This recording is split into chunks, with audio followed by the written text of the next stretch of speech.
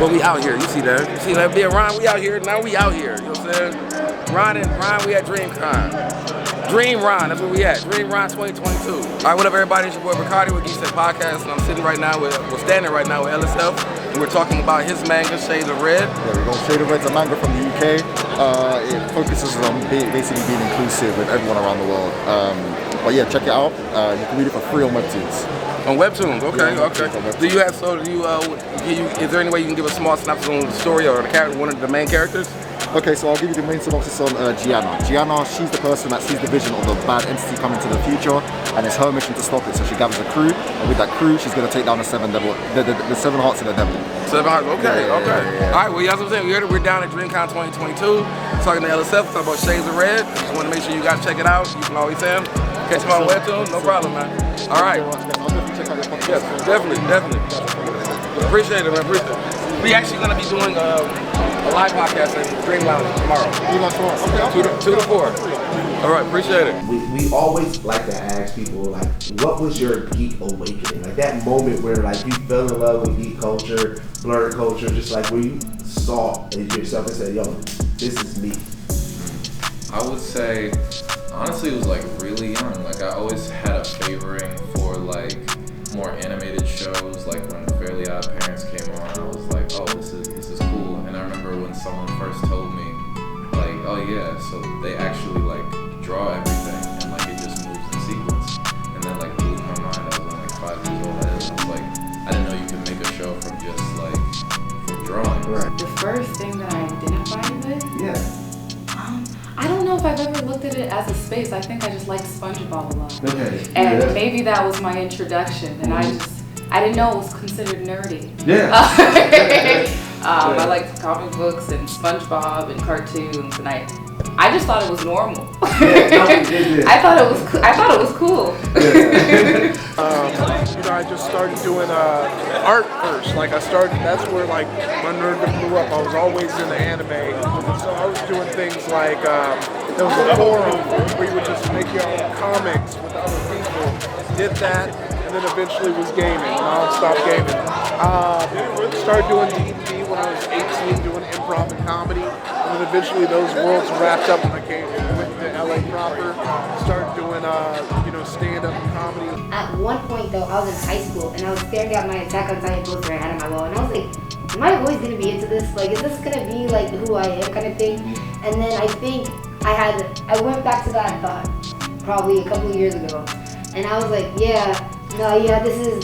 is what I like, this is what I love. There's just so much about anime and nerd culture and all this stuff that I just really have put into my life that I'm just like, this is just who I am, So I don't know if that's like an awakening, but it's a realization like, this is me, this is who I am kind of thing. That was fire, bro. Yeah. He said part 2 on the way. Hell yeah. Can't wait for that, man. Shout out to Vader. Shout out to RDC for making this whole thing possible. This ain't even possible without them, man. So we just saw Jujutsu Kaisen right here. Shout out to King Vader. This shit was fucking bananas. Fam, from what he went from Hood Naruto to this, you could tell he was doing. He had combat training and shit now. Yeah, he's fighting and rolling all over like ball over he definitely. He definitely got in there. Hey, that motherfucker was called. The fact that he real life just in there combat training. The elevation from where King Vader started to now, bro, that shit is fucking lit. Crazy. Man, like this is exactly what we like, the culture in itself, man. We embedded so much from anime and everything with that dog. It's culture. It's culture, bro. I mean, what's so crazy about it, like, bro, this is like the new age, like Power Rangers, like you as a 12-year-old, you can watch YouTube and see other black people literally doing shit like this at a high level. Like we didn't get that growing up. Like that's a whole new. There was the effects in there, like fam. You could tell they went in. They had the acting training. Niggas was going there making sure the effects was good. That was putting on a real fucking movie. Yeah, shout out to that nigga King Vader. Yeah, shout out to Vader.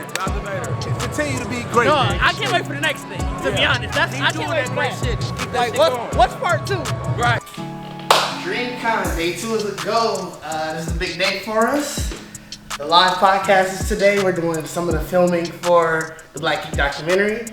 Most important of all, I'm doing my first cosplay ever. That's really cool that we finally cosplayed. I've been trying to get these into the cosplay with me forever. niggas. So this is the first year y'all all cosplay. This is the first year that we finally put on. Even though we're not as a group, we're not cosplaying as a group. I'm trying to get these niggas baby steps. Like by next, everybody get comfortable. Yeah, by next convention, I'm gonna have these niggas right. We're gonna be definitely squatted up. You know what I'm saying? But for me, that's a really great. It's what I've been asking for the longest. You know what I'm saying? Since we get podcasting together, that's like one of my core things. It's like I've always enjoyed cosplaying, to wear costumes and shit like that, but I've never really had a group of people who really would go the effort and go the route with me to do all those kind of things. So to kind of have, you know, a set of friends that really kind of start, you know, seeing it, and I'm like, finally get at least even be influenced or. You know, just like I've been realizing around that you have been cosplaying a lot, and I really want to do this shit though. Yeah. So, you know what I'm saying? So it's like that feels good to me to see my guys see that now. Or like, yeah, we should do that shit. So for me, it's a really big thing that we are actually gonna cosplay, and niggas can really get pictures of us finally as a group, like really embracing the actual culture. Oh, definitely. You know what I'm saying? Of what's important to me in the culture. Like Day 2 Dreamcon, I'm too excited, man. This is gonna be epic because this is gonna be our first time cosplaying as a group. It's gonna be my first time cosplaying too. So, you know what I'm saying? If you've seen the Geekset photo shoot day that we did, you know I got the Deathstroke mask, and it's something that I've been trying to build on. Trying to build up on this whole cosplay and everything. And so, you know, I went ahead, man, got my arm and my gear. You know what I'm saying? Got everything put together. You know what I'm saying? I had to spray paint this joint because I wanted it to at least have some pop. You know what I'm saying? So like that was a experience itself. Kashi Ron in the building. Deathstroke in the host. Oh yeah, man, let me tell you, we go by the Geekset Podcast, the only podcast that blends hip hop culture and geek culture together in one place, man. At 2 o'clock, if y'all ain't doing nothing, come out to the Dream Lounge. We're doing a lot of podcasts. We filming a documentary right now for this whole shit. So, you know what I'm saying? It's called the Black Geek Documentary. And we're showing the shining, dog. I don't know that nigga's shining. This nigga came out some drink. I be trying to keep up with him, but Bam came to cosplay as a drug dealer. I got the chrome part, the off-white on. I see you. Oh my God, we're having a bird. Look at that. That's what's up, man. But see, that's the shit. That's what we trying to capture, man. Like you said, it's like we interview celebrities and shit like that for our podcast, right? And it'd be like we interview Drummer Boy. Drummer Boy, big ass game. But niggas wouldn't know that because nobody ever talked to him about it, right? So that's what I'm saying. We was like, bro, everybody always try to make the black geek be like Urkel. That's not the case. There's more niggas like us. You know what I'm saying? Right. Bitches pull up to my cribs. Surprised as hell, the anime posters all over my shit. So like that's about hit a whole anime on One Piece on shit. Like shit, you know what I'm saying? So like I said, that's what we trying to capture to show that culture and everything like that. So that's what's up, bro. No, bro, yeah, niggas love anime. Hell yeah, man. Keep doing your thing, man. Oh yeah. Hey, we said go at 2? You said it's at 2? Yeah, 2 in the Dream Lounge. Okay, man, we're gonna come through that.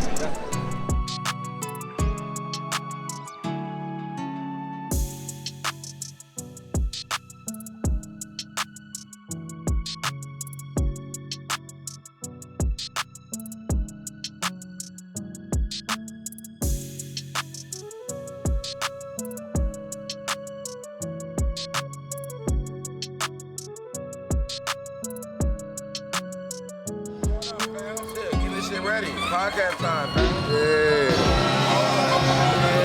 All right, man. Welcome to the Geekset Podcast, the only podcast that blends hip hop culture and geek culture together. I'm your boy Deuces. With me, I got my man Bacardi. Takashi Rhyme is in the fucking building. How we doing today? And lit as fuck. My man Darth. No, he Jedi did. Oh shit. Hey, may the force be with all of y'all. May the force be with you all. So to give y'all a little bit about us, man, we from Milwaukee, Wisconsin.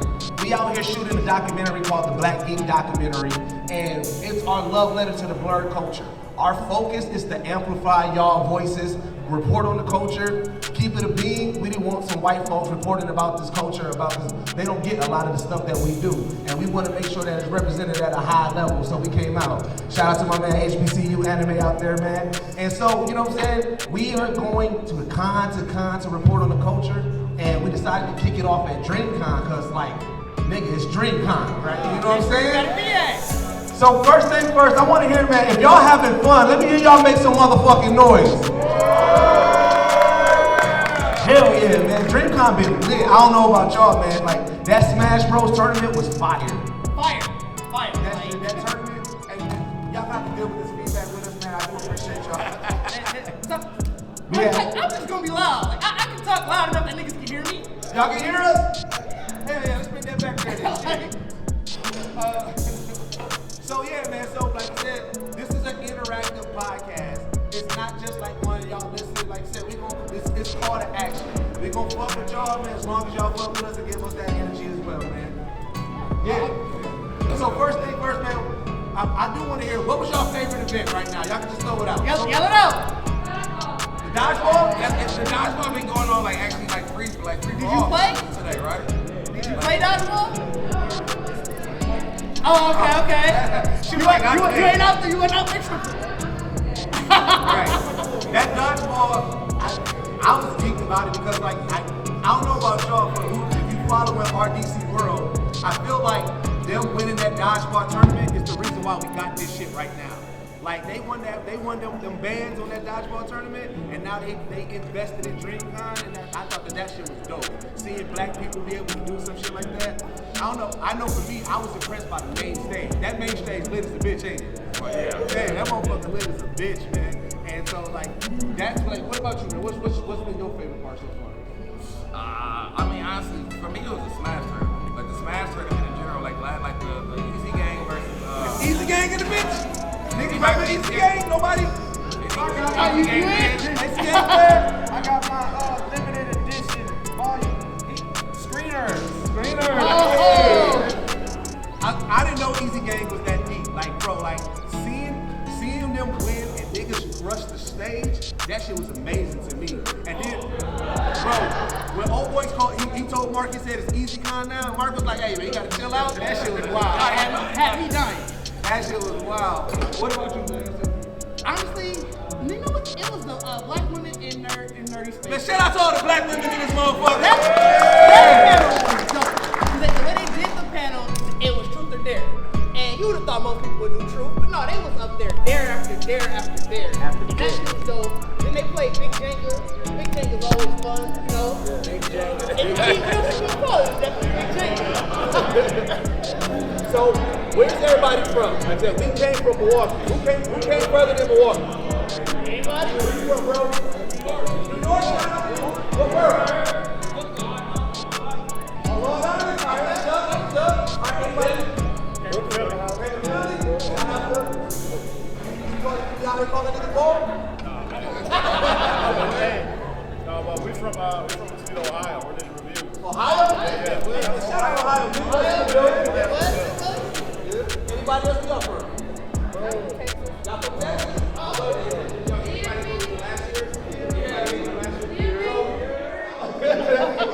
Well, like, what are some of y'all blurred goats? Like the people that y'all think could be the creator, it could be a comic book, an anime. What are some of the things that y'all saw like, yo, that's dope? Definitely, man. Yeah, I know Static was a really good one. One thing I want to say about from her, Static, he didn't hide his full face either. Often people would make that like joke about like sometimes black girls hide their whole face to deal with the boys who's like So like legitimately Static also showing his face and like his community. He was pretty much with that show kind of like the DC Spider-Man to me. Like his community rocked with him and everybody was watching Rock with him, was teaching lessons and all that stuff. Another one I always saw myself in general with Spider-Man just because he was a teenager, his kid. I like the acrobatics and stuff, his powers. So when they made Miles Morales, it was like, that was a big deal. It was like, y'all can't even say it, like, you can't be Spider-Man, for real. So just those two characters really. Seeing more when I got older, like Young Justice, Aqualad, and all that stuff. But yeah, and it's so that we're seeing more heroes that just look different, have different lives, have different demographics. So it's great. Thank you for that, bro. Like, there's 3 pivotal interviews that we did that I was like, yo, this is so dope. So one, we got to interview Drummer Boy. You know what I'm saying? For the hip hop fans out who fuck with Drummer Boy, man, to the legendary producer. Like, we interviewed him, come to find out this is a big game. But like, nobody ever talked to him about it, so he never had that moment to geek out. Everybody like, what beat? Right, you know what I'm saying? Yeah. They can talk about the track. Right. When we interviewed him, he in the studio, showed us the brands and everything like that. And his prized possession, that nigga had an original Atari system. he was like, yo, this is my shit. You know what I'm saying? So like, it's stuff like that. O'Shea Jackson Jr., we interviewed him on Ice Cream Son. Of course, everybody's gonna make like, okay, O'Shea Jackson Jr. Come to find out, he wants to be presented by being a video game movie. He said nobody's taking video game movies serious. This was before the Sonic. You know, Sonic was lit. I fuck with Sonic. But like, he was like, he loves video games so much that he wants to bring that like Marvel level, like seriousness, but to video game movies. And I was like, that's super dope. And the last one, Jay Ellis. We interviewed Jay Ellis at the height of the Insecure finale.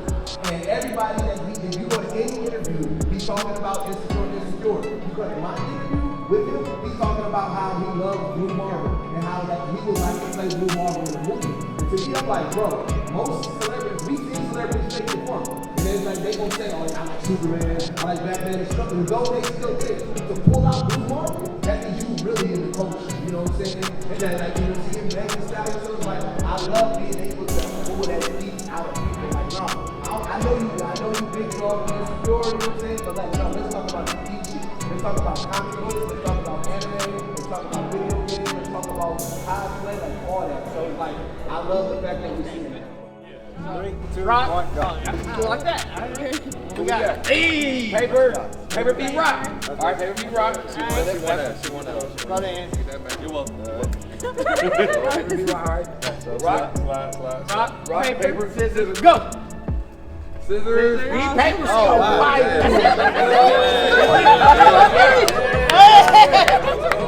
So Leah and Apollo. Okay, Apollo. Oh, he already said I was not calling. Paper, scissors.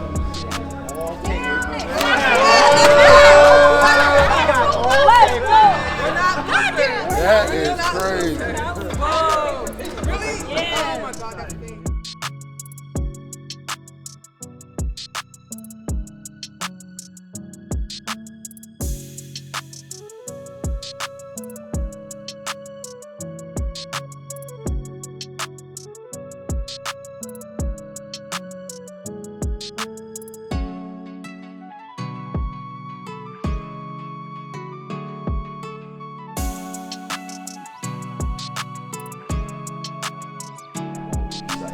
Or like you saw representation and stuff like, yo, this is, I see that, I fuck with that. Like, so to give an example, like mine was like when I saw the Black Ranger, like I just identified with it, like, yo, hey man, that's dope. I see myself, I can be a Power Ranger, like stuff like that. Honestly, it was a lot of Dragon Ball Z that I watched growing up, and it was the coolest thing to me. Like I was a huge nerd for DBZ. Like I was on Google looking up Super Saiyan 50. Like I was like, dog, yo, Naruto got. I was just looking up BS. Like I was so like into anime growing up, and like that like channeled into like a few of my like videos when I first started off. Like just creating up scenarios, or like mixing black culture with anime, like Hood Ball Z. Like I wanted to do like a DBZ skit, but like with like some black culture ingrained into it. Like as I feel like that's funny. That's gonna be a hit. I think for me it was probably like Fullmetal Alchemist. Fullmetal Alchemist was big for me. You know what I mean? The big emphasis on brotherhood, right? Yeah. That was a big thing for me. So that was something that really, I guess I'm not a generational. I'm not like a start. I'm not like the I guess of anime in the sense that I wasn't watching since VHS tapes. Okay. Right. I wasn't watching. I get what you mean. All right. I couldn't think of the right word, but I'm not like that guy that's been watching anime since. Because I'm 24. Right. So I'm younger than a lot of people that's been in the game for a while. Me and my whole team, we young black people in the game for a while. And two, I started out really in the cartoons, American cartoons. Like I'm watching the OG Spider-Man from 97. I'm watching, original Batman animated series. I was watching all of that until, I get to, middle school, high school, where I start watching, I've been watching for a while, I watched Sonic X is an anime. Alright, I was going to Sonic X is an anime. I watched Yu-Gi-Oh! I was watching those, but it didn't click in my head until I saw Cowboy Bebop one night. I saw the end of Cowboy Bebop one night. I was like, what is this, right? And that brings me I started watching Trigun and Full Metal, and so that's what really took my deep dive. And so for me, Brotherhood was one of the first I ever watched. and it, you know, we had that bond, that like what anime did to me that no other really style of TV did. Made me think about myself, feel about myself. Because even though American comic, even the best of them, cartoons, they do it on Injustice, they do it. It's a passing thought. Like, but fly out of anime, it's the whole anime. Right. I started watching anime late. Okay. I think it was like 2014, something like that. And I remember seeing Attack on Titan, like a book. It wasn't the manga. I think it was like art or something. Okay, yeah. And I asked my sister, like, what is that? And she was like, oh, that's Attack on Titan. It's anime. And I was like, oh, cool. And then a couple weeks later, I was on Netflix and I saw it. And I was like, oh, let me give it a try. So this is only when season 1 was out. So that was that. And I was like, oh, this is pretty good. Yeah. And I went to the next one and the next one. And then just, you know, the rabbit hole. Yeah. And then eventually, I got on Twitter. And I started finding people. And oh, y'all like this too? Okay. So that was that. And then basically, I was like, all these people, but they're all over the country. Like, I want some friends that are close. They're here. So I tweeted, you know, hey, who from the DMV area wants to make a group chat, whatever. And people responded. And first it was a Twitter chat, but then it turned into a Discord, and that evolved into an actual club, and so that's how that happened. You never know when that moment arises, but when you see the moment, you have to just latch onto it. And of course, growing up, watching the cartoons, and then of course starting with anime and manga, you're learning and you're growing. But I compare it similar to a butterfly. Where you make this transition into black nerdom, you start as a caterpillar, you're slowly growing, but then you hit that stale moment because maturity happens. People are looking at you different ways. You hit that cocoon stage. But for me, when I became a butterfly, I just had to fuck it in my system. I just stopped caring. I remember I was riding my bike and I got off the bike so I can go faster. And I just did it like in Super Saiyan. I'm like, I can do this. And I'm like, and somebody was looking at me. I'm like, you know, I'm happy with who I am. I'm just gonna embrace who I want to be. And I just kept embracing and falling in love with myself even more so, which led to me being open and honest about who I want to be. I hope that y'all had the experience that we had, which was probably one of the best weekends of my life. No cap. And I feel like we wouldn't get that without each and every one of y'all and everybody that I couldn't get pictures with or we couldn't get pictures with or sign autographs or everything. I'm sorry, and I hope next time we can do all that. We'll put a longer amount of time for y'all to be able to meet and talk to us. You said what? We ain't doing it before that. I'm not doing it before that. But first off, I want to thank the sponsors too. I want to thank Bleacher Report House for putting on that crazy dodgeball tournament. If you didn't get to go play dodgeball, experience dodgeball, that was a really great add-on to Dreamcon, man. It was amazing. I want to give a thanks to your boy Roshi as well, because he always puts up a lot of help. He's one of the main people behind Dreamcon, so y'all know. Y'all give him a round of applause. And also, the dodgeball Pizza Hut sponsored the whole thing, gave us our own jackets, and, you know, let everybody play consistently throughout every day. So y'all give him a round of applause to Pizza Hut. I also want to give a thanks to our amazing staff. I don't know if y'all know how hard they've been working, but they've been working extremely hard all weekend. Thank you. Appreciate y'all. Real good. And you know, Dreamcon, as I said before, is not all about RDC. It cannot be what it is today without our amazing guests. So I want all of our guests to come up on the stage.